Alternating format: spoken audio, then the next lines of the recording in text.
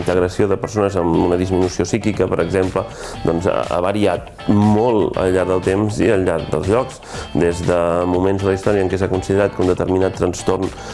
psiquiàtric era el senyal de que els déus t'havien tocat, que t'havien escollit i que per tant tenies una relació privilegiada amb el més enllà, amb el sobrehumà, amb allò diví.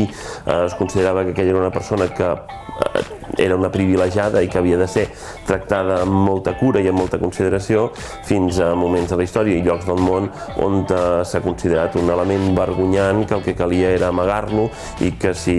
ningú sabia que aquella persona existia, doncs millor. Per tant, el ventall ha sigut molt variat, molt ample i afortunadament entenc que, i especialment en el nostre país, a Catalunya, doncs en els darrers anys s'ha fet un esforç colossal en aquest àmbit. La nostra voluntat des de l'Ajuntament és molt més la de col·laborar, ajudar i facilitar la tasca en aquells que s'hi dediquen des de fa molt de temps, que no pas intentar substituir-los nosaltres des de l'àmbit públic, perquè ni nosaltres tenim l'experiència, ni tenim la dedicació, i en canvi ells sí que ho tenen aquesta experiència, tenen aquesta dedicació, tenen aquesta capacitat, i per tant el que hem de fer nosaltres és intentar ajudar en aquells que hi entenen, en aquells que fa temps que s'hi dediquen, etc., i que això és molt més eficaç. Una Catalunya independent tindria un millor estat del benestar segur, perquè en lloc de tenir uns ingressos fiscals com tenim o com tindrem aquest any d'entre 22 i 23.000 milions d'euros, estaríem parlant d'uns ingressos fiscals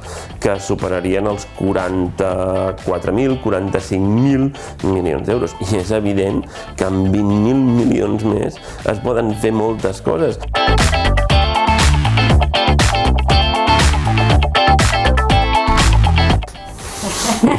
És una pregunta molt difícil de contestar i especialment per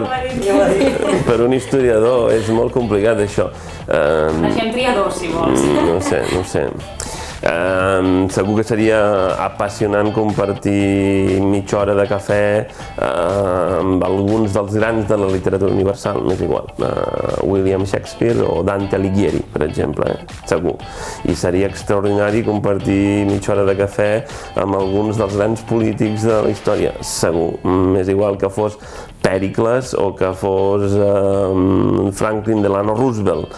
o seria apassionant compartir mitja hora de cafè amb Vespàcia, que dirigia, una noia que dirigia la política cultural d'Atenes en el moment de més glòria de la ciutat, ara fa 25 segles, o seria apassionant compartir un cafè amb Hipàtia d'Alexandria, que va ser directora de la biblioteca més gran de l'antiguitat i que va ser un referent en l'àmbit de les matemàtiques i de l'astronomia i de la geometria. Doncs segur que en qualsevol d'aquests 6, d'aquesta mitja dotzena, seria apassionant compartir mitja hora de cafè.